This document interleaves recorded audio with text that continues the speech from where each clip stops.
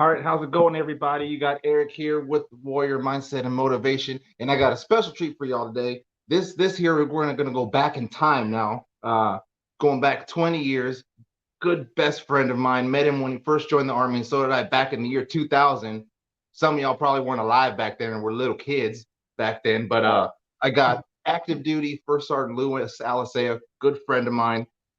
We did a lot of things together. He did his own. He went his own way. I went mine, and we kind of lost touch for a little while. And that kind of happens. But in the veteran community, you can not talk to someone for a long time, and then you can pick up and talk to them, and it'll seem like yesterday. And that's kind of what happened with us. We both went through our little things on our own sides, and then we rekindled and talked, and then here we are today. And I thought of him today to do this because he was one guy that would always tell it to me straight no matter what. And we're going to talk about some of that stuff today, as well as his achievements and things he's done in his career, and how just honesty is the best policy. So Luis, go ahead and give these viewers here and everybody a little bit overview about what you've done and a little bit of bio about yourself. So as my bio says, I'm originally from New York. I'm from the Bronx, I'm Puerto Rican, if anybody needs to know that much. But I joined the Army in 2000. So, and then my first duty station was Fort Bragg. That's where I met Erik. We were young soldiers over there in Fort Bragg, North Carolina. We did 2 deployments together. It was peacekeeping deployments, to not get it confused with combat tours. Shortly after that, I did my 3 years. I got out, did 9 months in the reserves in Florida. That's where I went to a transportation company as a Mike. They're going to send me back to an AIT to drive petroleum trucks. I didn't like that idea. Also, the school, I was trying to go to school for drafting. That wasn't working out. Just came back into active duty, doing the same thing I did before, which was fire direction as an artilleryman, which is what Erik is, the other side of artillery. One of the other sides of artillery, we use the cannoneer. So I gave him all the information. He shoots it.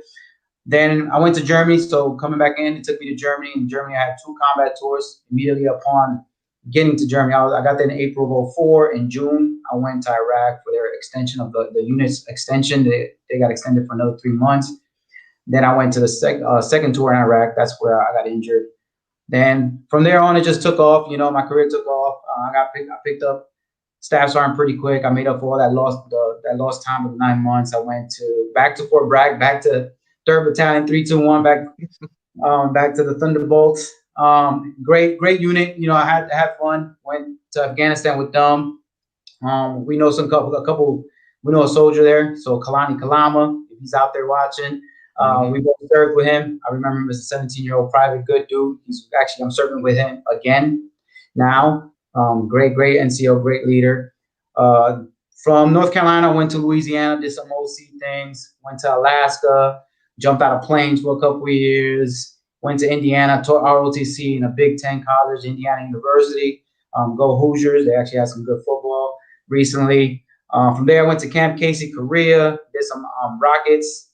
And currently in Fort Drum, you know, just doing the first sergeant gig. And soon, you know, about 6-7 months down the line, I'll transition out the Army and, you know, go and pursue a career or something in the fitness industry, as I mentioned in my bio. If not, just something I can give back to the community with, like team development and leadership, which is something I like. But I think sports is the outlet that we can develop young minds, which is probably the younger generation, what I'm looking at. So athletes, because they got a drive to want to excel at times. So that's kind of like the little bio of what I've done in the last 20 plus years, because I'm going to 21 years right now of doing this. Right. So, and that's pretty. And I remember too when we would be down there, young soldiers, and you were not a runner. Like you in running was like oil and water that did not mix, and you would be like my shins, my knees, and everything. And now that I see you, I'm crushing them. I see you running now, and I'm like, dang, he's running these miles fast with the times. And now it's like, dang, it's great to actually see you actually get through all that stuff and, you know, condition now. And I see you. You're looking good, man. Long distance. Yeah, it's just that long distance is not good for you. I remember. No, I'm crushing them. Yeah. So you gotta work on it. So, like, I know that you had that transition going from active duty to reserves. How did you feel during that part? Because I know that I remember that there was a little bit of kind of like back then they didn't really have things cemented right away, and they were changing policies on the time limit to re-enlist and not to re-enlist. And I know we went through kind of a struggle trying to get through that. So like, what were you feeling at that time? Because I know Well, that. I think at the time, the just how the transition wasn't solidified, and being young, I was 21, but I was still pretty young minded, just doing the army thing, and just I had goals of wanting to do one thing, which was drafting, architecture, and trying to find a school and transition. It was pretty rough. I was single at the time. I was dating a girl, trying to marry the girl, trying to do the adult thing, but then I also had to transition out the army, just because I didn't think that was for me. So it was tough. I went to Florida. I did the reserves. The reserve was not the same atmosphere, not the same camaraderie that we have in the active duty.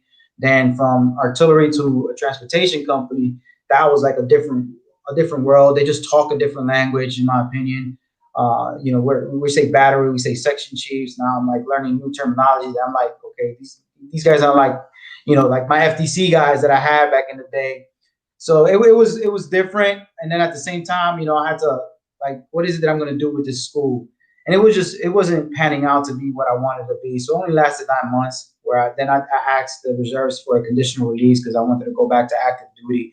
But I knew that I make decisions really quick, which is one of my strong suits. I never like just let something sit and like, oh, then I'm, like this is going downhill and I'm just gonna wait it out and see what happens. Now I try to make decisions real quick to ensure that I keep driving forward and meet goals. So I think, I was always a good soldier. I was, one of the better ones in my MOS task. I was well-rounded. Everybody has strengths and weaknesses. So it's not to say that I was, strong in everything, but I was well-rounded. And I was like, well, I was always a good soldier. So why not try active duty again and see where that takes me? Didn't think it was going to go to the 20-year route either. Just saying, okay, maybe go back, kind of reset at something that I was doing and I was good at, and then just continue from there, and possibly then either get out and get a better plan to get out, or continue serving, which obviously everybody knows which one I chose at this point. Yeah, you're still there. And I like how you talked about making quick decisions, because I think when you're in a good unit and you have good leadership, they push you and they enable you to make decisions quickly, but not hastily or rashly either. They teach you, especially at Fort Bragg. I still think that is one of the best units I was in, because of the camaraderie and the deployments I did with them was just so tight. And they had the ability to teach us how to make decisions so quick and be able to see the entire fan of everything and say, okay, this way go. And it may not have been right all the time, because, sometimes decisions aren't correct, but they at least taught us how to do that. And it's obviously been working for you, because you've made it up to First Sergeant now. And that's a very prestigious title to get, because not a lot of people get that. A lot of people get to the rank of Master Sergeant and never transition over to be a First Sergeant because of however it works, or just availability and slots. So that alone is an achievement. And I attribute that to Fort Bragg kind of teaching you and molding you and being able to do that, and being in the artillery community, because, everything has to be, as we say in the artillery, dress right dress. And if it's not, you're going to keep doing it till it is. Chase that last mill, but at the same time, I think we have different, the generation of leaders that we had back then, just to name a few. Obviously my big brother, Derek Pickney, but people like Gunny Beard, who's still on my Facebook. So if he watches this, Gunny Beard, my old chief, Boris Battle, that the generation of leaders that we had back then, they continue to be leaders even through my transition out of the Army. They continue to be leaders for me and mentors to this day. Every once in a while I'll get a Facebook message, I'll get a Facebook post on, hey, how you doing? And it kind of feels weird, because sometimes, you got those individuals that they were your gunnery sergeants, your sergeant first classes, your staff sergeants, and they're like, hey, first sergeant, how you doing? Like, I don't even consider myself a first sergeant next to you. You're one of my mentors.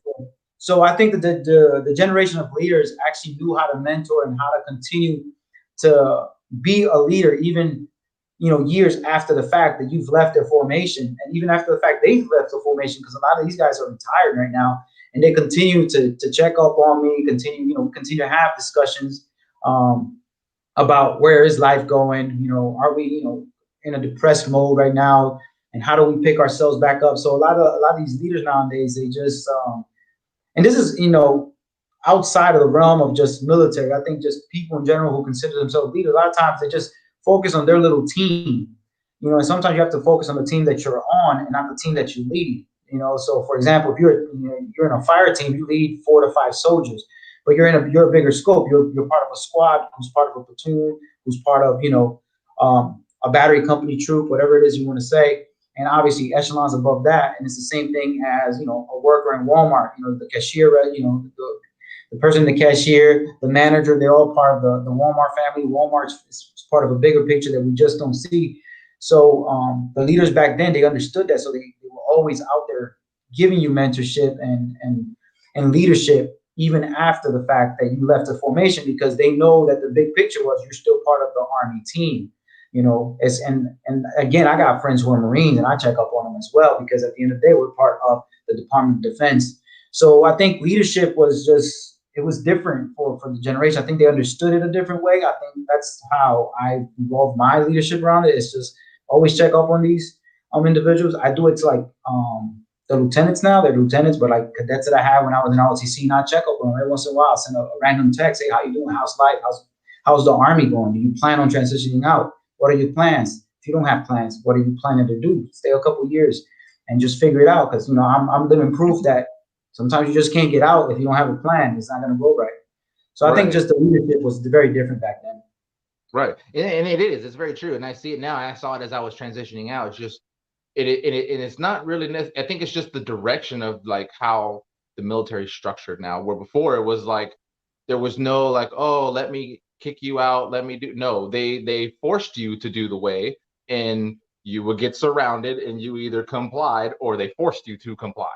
There was like you said, the thing about compliance that I personally just don't like is, if you're part of a team and you want to be part of a team, you need to be committed. And that's where, we have classes about, is it commitment or is it compliance?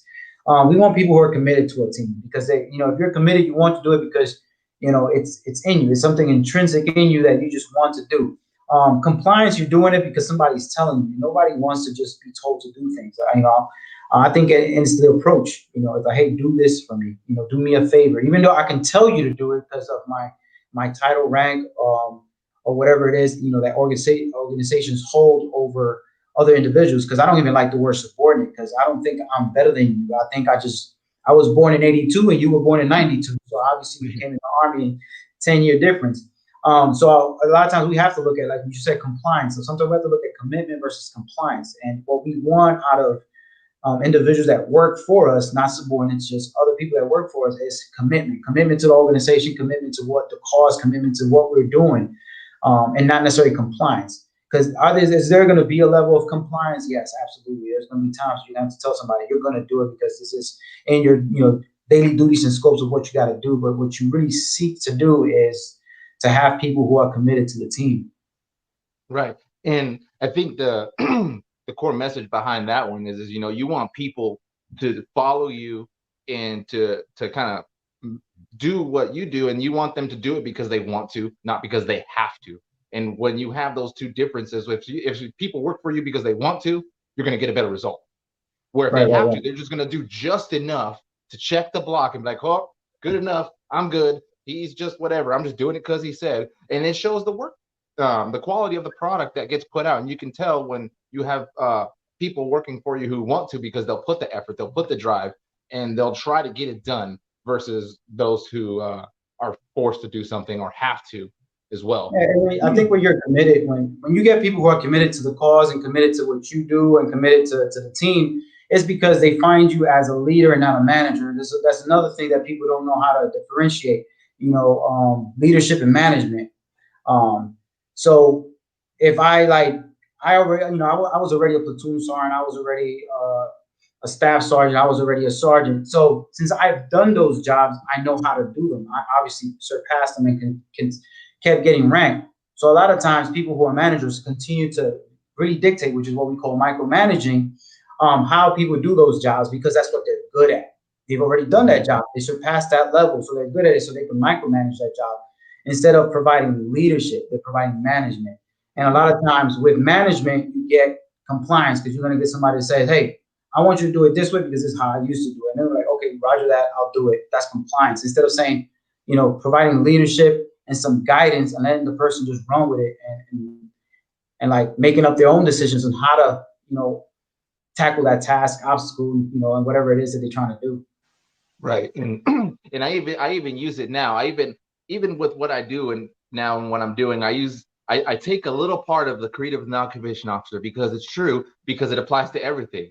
And I kind of change it up and I just say I try to provide purpose, direction, and motivation for people to be the better version of themselves. And it's funny how back then, like, yeah, it was the creative non-commissioned officer, and it has what we were supposed to do as soldiers. But if you read it, for those who are wondering what that is, go ahead and look up the creed of the non-commissioned officer, or the NCO creed. Take a look and read it. And a lot of it actually applies to civilian life. Yeah, you might have to switch out a couple of words like soldier in this, but if you think about it, and you're a boss or a manager or a CEO or just managing people, take a look at that, and you might be able to apply all of that or most of it to your company now or to your place. And that's what Luis and I have been taught, is to follow that, because if you follow that, you can't go wrong. And I'm doing okay, he's doing well, and he's about to retire, so we follow that creed, and it will set you up for success. And I think that's the main part of what we're talking about here, is just taking care of people, making sure people reach out, and just looking out for them, like how he sends messages to lieutenants. And we know lieutenants, they can't find their way out of a barn with the door open sometimes, and that's okay. That means we just have to grab them and say, hey, look, sir, ma'am, look that way. And it kind of works like that with a job too. You don't have a bad employee, sometimes you just have a bad boss or a manager, and they need some Right. more. Right, right. And I think a lot of times people just got to realize, like, just because you're in charge doesn't mean that you're in charge of the people. You actually work for the people, which is, what we call servant leadership. You have to be a servant leader. You got to serve those people that work for you. And at some point, you got to be empathetic to what they're going through. Everybody goes through life stresses, which we talked about prior to getting on the live session. So to be a leader is to understand servant leadership, is to understand empathy, to be self-aware, to know who you are, to regulate how you act with others, which is, this goes back to what I was telling you before we were in a live session. It goes back to emotional intelligence. Is a great book. It's called Emotional Intelligence 2.0. I can't remember the author. Very small book, very easy read. And it just goes about, empathy, social skills, motivation, self-awareness, self-regulation. And I take all that and I'm like, that's pretty much leadership. And as you say, with purpose, direction, motivation, one of the biggest things is giving people purpose. What is purpose? And it's understanding that purpose is the why. Why is it that you're doing this? Which in our generation, the new generation of individuals coming up in, corporate America or even the military, whatever it is, a lot of people want to know the why. Why is it that I'm doing this? Where a couple years ago, even 20, 30, 40 years ago, it was just do it because I'm telling you to do it. But if you provide people a why, you provide people a purpose. So, hey, do this because X, Y, and Z. Do exercise because it gets you healthier to X, Y, and Z, which is something I always go and revert back to, is fitness. And everybody will tell you he'll go into fitness and find a way into fitness or sports. But you have to give people the why, and you have to give people a purpose, which, again, big reader. I try to read a lot of leadership books. Start with the why and Leaders Eat Last from Simon Sinek. Great books for people to read because it just deals with leadership in general. It just deals with how to be a leader, not necessarily an army leader or corporate, corporate leader in America. It's just, this is what a person should do or, needs to do if they want to consider themselves a leader. And providing purpose, direction, motivation is providing the why, is providing guidance. It's showing them how to do it because you're leading by example, being the example, and not just, hey, do this, like the whole, what is it? Do as I say, not as I do. Like, that doesn't work. It doesn't matter where you're at. It can be in McDonald's and it's just not going to work. Nobody's going to follow that. You have to lead by example. That's totally true. And that mentality doesn't really work. And as we saw, I think you were there at the time when we were at Fort Bragg, and there was like a period in time where I could have swore the devil handpicked the entire leadership because it was so bad. Like, just the toxic, just for that year, it was so bad.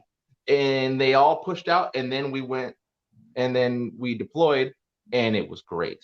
So it's like, it's incredible what certain people can do to influence an organization and the Also climate. certain situations bring people together. So deployments. I think the camaraderie in deployments is something you don't get anywhere else. So like when I deployed in 2006 to Iraq, and everybody who was involved in that incident I was involved in, like the camaraderie is just so. Even to this day, we still look out for each other. So at times, the situations dictate also the leadership and people's mindset. Because we do talk about a lot of mindset in this with you. It's people's mindset change when they actually go through some traumatic event together. It brings people closer because now, sometimes you realize the reality of what is and could have happened and what is not. Like, so sometimes people actually do change to realize, like, man, maybe I'm not being the leader that I am. Which goes back to what I was saying before. It's that whole self-awareness, self-regulation. Maybe you need to look in the mirror and reassess that, because maybe you were not so great, let's not use the word toxic, let's just say not so great leader.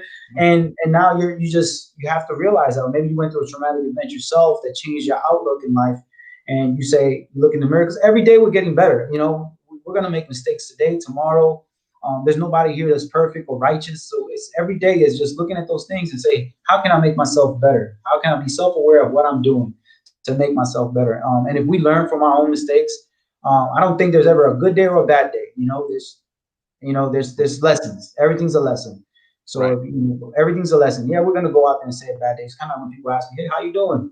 And I'm like, alive, and they just look at me. I'm alive, so it doesn't matter if I'm having a bad day. I'm alive. I'm breathing. I can see.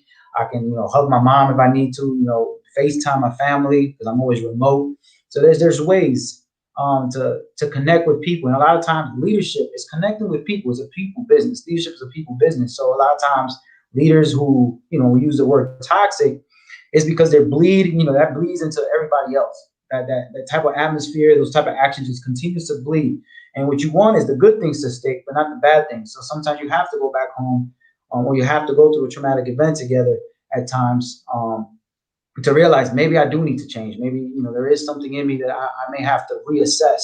And that's where it goes back to having that emotional intelligence, because there's a lot of people who have IQ, which is intellect. They're smart people, book smart, academically they're smart, but they don't have that emotional, they're detached, they're depressed or something. And sometimes we just have to, pretty much look at ourselves and say, how can I get my mindset right so I can get back into, being a people person.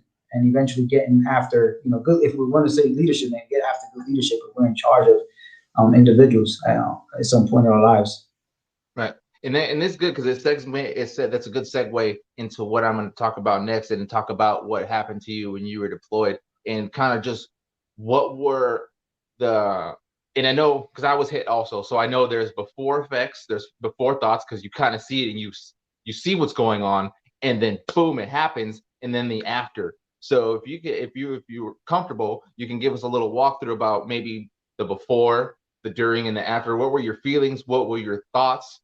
And after you kind of go over that, we'll dive a little bit into that one. So yeah, it was September 14, 2006.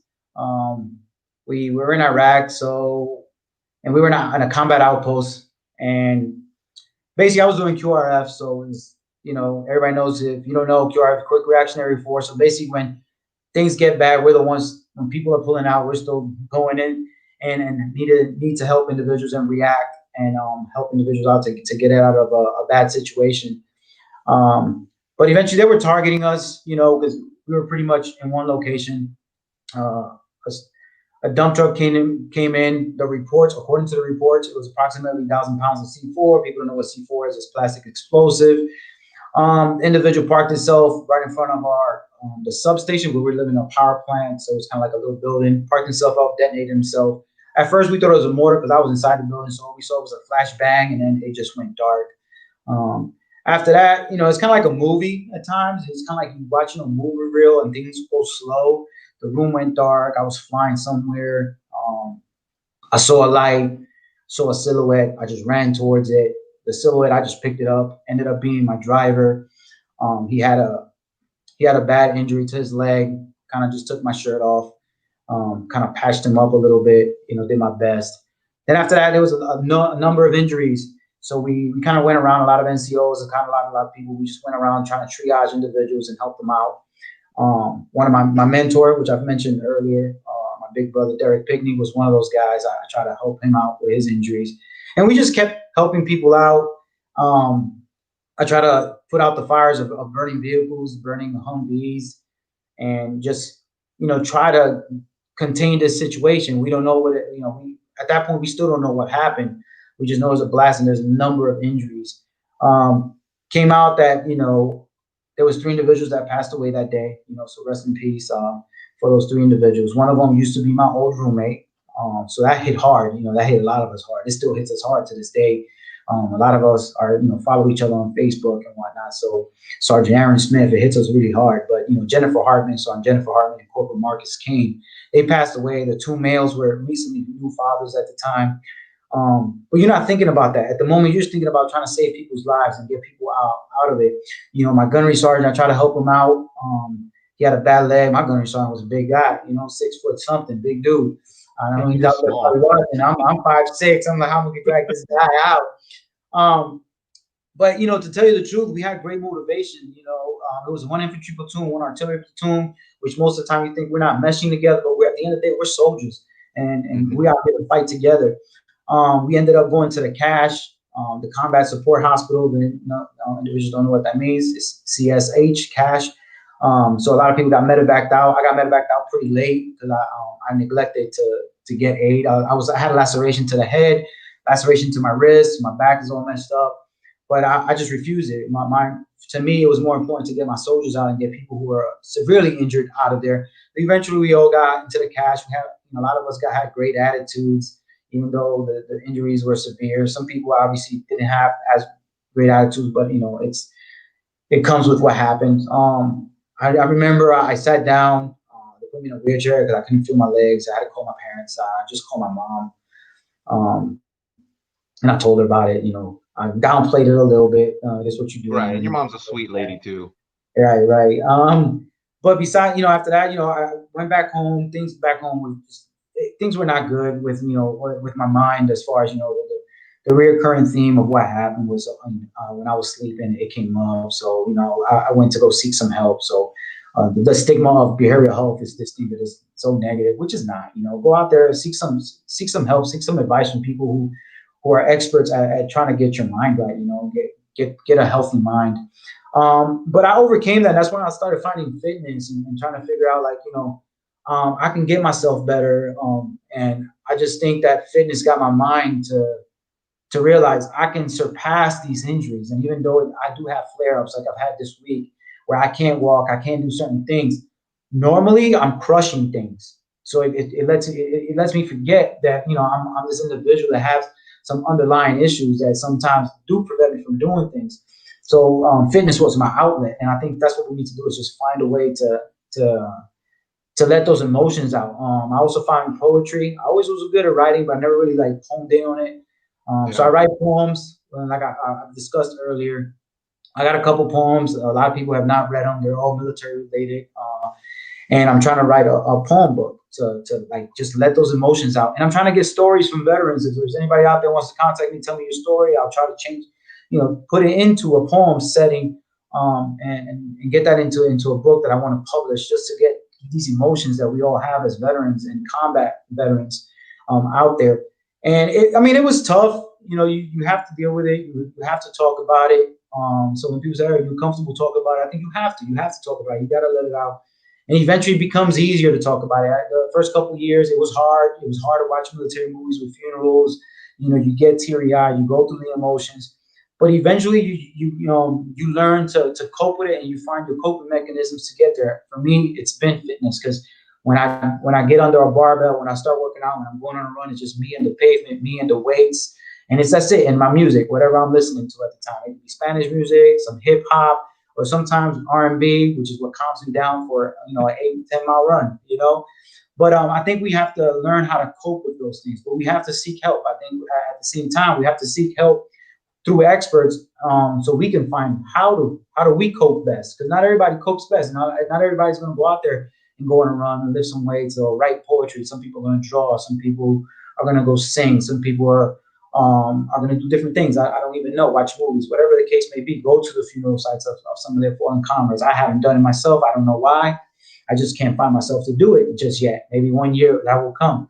But throughout the years, it gets easier. Is you don't forget. I don't think you ever forget. You're a combat vet. You don't ever forget the individuals that passed away who made the ultimate sacrifice for all of us. Because when I tell people when we deploy for each other. At the end of the day, we don't do it for anybody else because it's you and me out there in the sandbox. So we do it for each other. But you learn how to cope with it, and every day is a struggle. I just had a flare up of my back the last 2 days, and it's a struggle because sometimes you're out there, you're by yourself with the pain. You can't roll over in bed, and you're just, what do I do? And you just got to find your coping mechanism. Turn on your music, write a couple notes down from your next poem, or at least for my next poem, and then just try to go out there. When I coach coach people, it like it's a fire in me to just get them to the next level, to get them better, and I just forget about everything. But it's not easy, and I'm sure there's people who've been through worse experiences out there, and they find their coping mechanism. But you have to find a way to cope. You have to find a way to get the mind healthy, because once you got a strong mind, your body will follow. Your body's amazing. It's amazing at what it can do, but your mind has to follow. And it's not having a weak mind. It's not being weak. I think there's a lot of strength in showing vulnerability when you actually have some issues that you want to discuss and talk about. I think it takes real strength to say, hey, look, I have an issue. Yes, I was wrong. Or yes, this makes me emotional. Yes, I'm a male and I cry. And, I cry by myself. It's okay to say those things. But a lot of people just don't swallow their pride nowadays and just, have negative stigma behind, males crying. That's kind of sexist. Everybody can cry. It's an emotion. Yeah. And I think you just got to find a way with it. I think with that, my girlfriend actually said it best when it talks about guys crying. She would actually say people or guys who are talking about I don't cry. She made it a point, and it's actually right. She said, what was the first thing you did when you were born? You cried. So you talking about you don't cry, that's a learned behavior. That's the stigma of society saying men are allowed to cry, when the first thing that we did as males, we cried when we came out of the womb. There was the open mouth, and then cry. Right. So it's an emotion, and you can show emotion. I think showing emotion is showing your human side. It's showing people you are a person. We're soldiers. Yes, we're designed, and we're not designed, but we're trained to do certain things. We were artillerymen, so artillery is a very destructive weapon system. We can cause damage, but at the end of the day, we're people, and at some point, everything comes to an end. Like you take off the uniform, and you become a person again, and you have to learn how to become a person. You need to learn, how to be empathetic to what people go through, because there are people out there that lost their mothers, fathers, daughters, sons to, the war on terrorism. And then prior to us, the Vietnam, the Korea War, the World War II vets who were losing at an alarming rate. It's very few of them, but it's okay for a 90-year-old to cry. But if you're 30 years old, 20 years old, just came out of combat, it's like, hey, you know what you signed up to do? Yeah, I know what I signed up to do. I didn't sign up to lose friends either. Yeah. And then after that, you lose friends to suicides. You lose friends to other things outside of the combat, which then becomes, other emotions that go through you. One of my soldiers blamed himself for what happened, and in 2010, committed suicide. I got that note. And how can you not cry when there's a mother that calls you in tears and says, hey, is this Sergeant Luis Alicea? And yes, ma'am. Did you know such and such? Absolutely. Well, he did this last night. How can you just not show emotion? That is there's no way. To this day, I got right here. I got his that's the day he committed. I got my I got your 6 tattooed on me, semicolon, which stands for suicide awareness in teal. But we have to look out for each other, because sometimes the mind is strong, and it's going to cause people to do some things that are just not good. Suicide is not good, and we're losing veterans at an alarming rate because they're not seeking help. And I think we have to, reach out and let them know, hey, call me, I'm out there. We'll talk about it. We can FaceTime. IG, whatever, whatever platform. I don't have a lot of platforms out there, but if there's a veteran out there that needs help and I need to get a platform, I'll get it.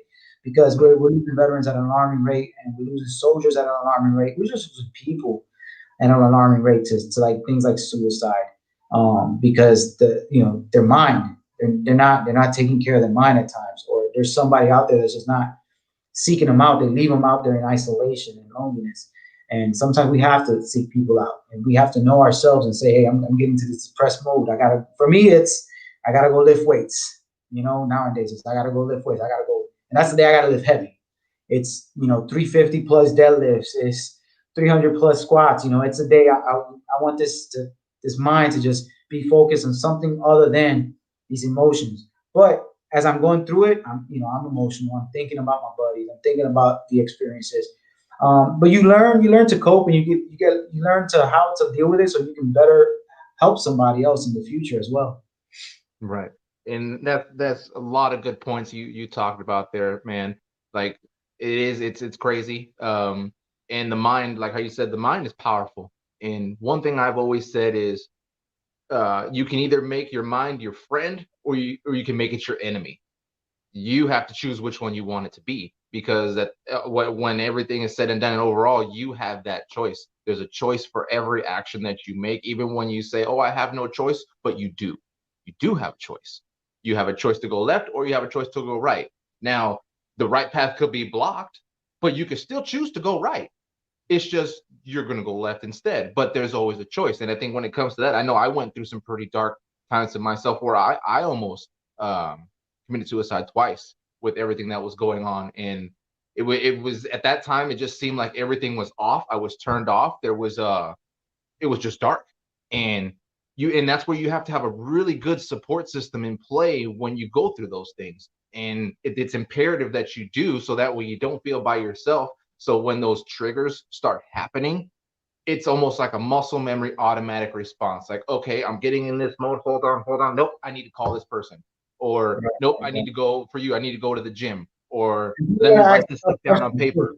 So it's all the little things that that you have to put into your brain to make your mind your ally.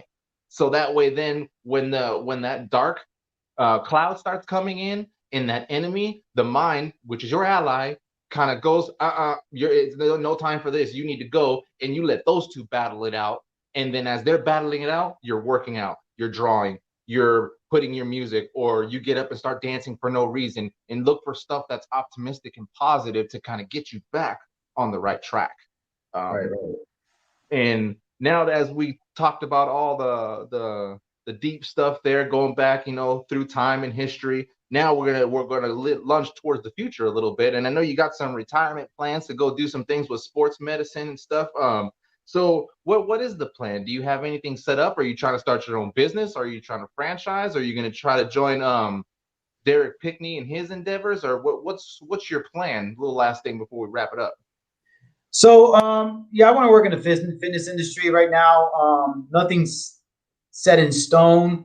I'm still pursuing my bachelor's degree. I'm currently in a class right now. It's an anatomy class. It's pretty tough, but and I'm still pursuing some other certifications. My strength and conditioning certification, which is the real big one that I really want. I need a bachelor's for, so I have to complete my bachelor's. But I want to be kind of like a tactical strength and conditioning. So I want to help out the veteran community. I also want to help out like first responders, SWAT teams, people like that, and create these workouts that are more transferable to their skills that they're going to use as soldiers, first responders. At the same time, I want to make sure that I can get into the youth community, like youth sports, and teach kids how to, what is team development, what is team climate, what is leadership, because sometimes you don't have to be the most talented in a team to lead a team. I know that sometimes that's kind of like what they want to see. You take people like LeBron James, super talented individual, leads his team to X, Y, and Z. But that doesn't always have to happen. You can be the least talented individual and still have the leadership attributes, competencies to go out there and lead somebody to greatness. So it's kind of something I want to do as well, but I want to do it through fitness and sports. I'm always going to help out my battle buddy, my brother, Derek Pickney. He does great things. I'm on his website as a motivational blogger. If anybody follows my IG, There's no just it's just quotes. What I write is quotes and messages under my picture. Maybe the picture may not tie into it. It may be a selfie. I get it, but if you read, there's always some type of motivational quotes. I used to have a poem page. I took it down. I want to focus on the book. But the future is not set in stone. I'm working towards certain things. I'm also working with my brother, who's also a service member. Needless to say, Sergeant Alicea, right? But he's my older brother, biological older brother, and he has his own graphic and design company. So we're trying to elevate that to the next level. We're trying to get an apparel company, which we do have. We sell like dad hats and have our logo. Our logo stands for something. It's kind of symbolic of a crown. And we're both, military service members. So we're big with the veterans and working with veterans out there. So we're trying to launch that, and hopefully that gets big as well. So we can then go out there and sell hats and T-shirts and do things and whatnot. So there's a couple business ventures out there.